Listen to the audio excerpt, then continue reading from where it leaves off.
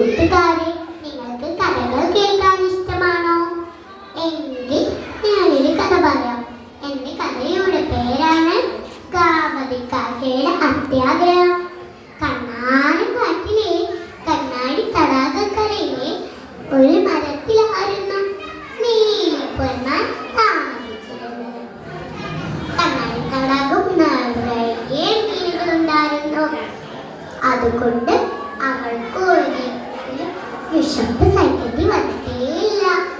ഒരു ദിവസം നീലിപ്പൊന്മാൻ മീൻ പിടിച്ചുകൊണ്ടിരിക്കുമ്പോൾ കാവതിക്കാക്ക അവിടേക്ക് പറന്നെത്തി. കാവതിക്കാക്ക നന്നേ ക്ഷീണിതയായിരുന്നു. കാവതി നീലിയോട് പറഞ്ഞു, നാട്ടിലെ ഒരു ഭക്ഷണം കിട്ടാറില്ല.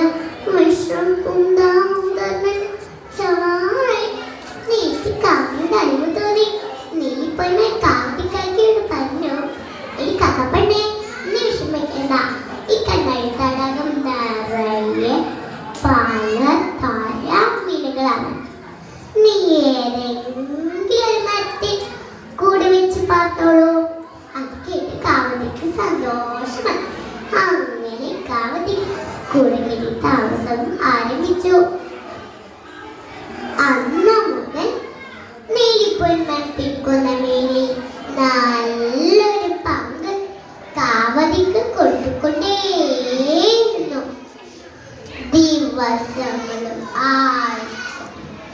അങ്ങനെ പോയിക്കൊണ്ടേയിരുന്നു.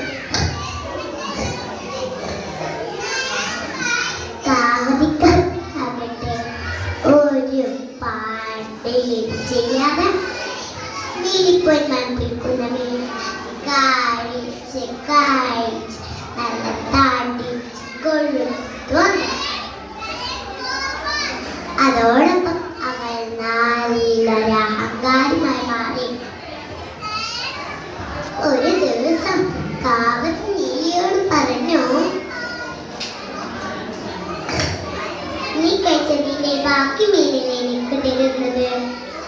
ഇന്നു മുതൽ എനിക്ക് വേണ്ട മീൻ പിടിച്ചു തന്നിട്ടേ നീ കഴിക്കാവോ?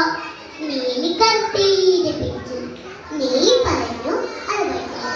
അപ്പോൾ കാവതി പറഞ്ഞു, എന്നാൽ ഇന്നു മുതൽ എനിക്ക് വേണ്ട മീൻ ഞാൻ തന്നെ പിടിച്ചോളാം. അതും പറഞ്ഞ് കാവതി വലിച്ചു ഒരു ചട്ടം. കാക്കക്കുണ്ടോ പൊന്മാനെ പോലെ മീൻ വിൽക്കാൻ കഴിയുന്ന അവൻ അനില്ലാവളത്തിൽ കൈക്കല്ലിട്ടടിച്ചു. എങ്ങനെയൊക്കെയോ ഒരു വിധം കരക്കെട്ടി. നാണക്കേടും മാനക്കേടും കാരണം കാവതിക്ക് തല പൊക്കാൻ കഴിയില്ല. അവൾ ദൂരേക്ക് പറന്നുപോയി. കൂട്ടുകാരി, കാവതിയുടെ അത്തല്ല അവൾക്ക് വിനയായി തീർന്നത് കണ്ടോ? അത്തവന്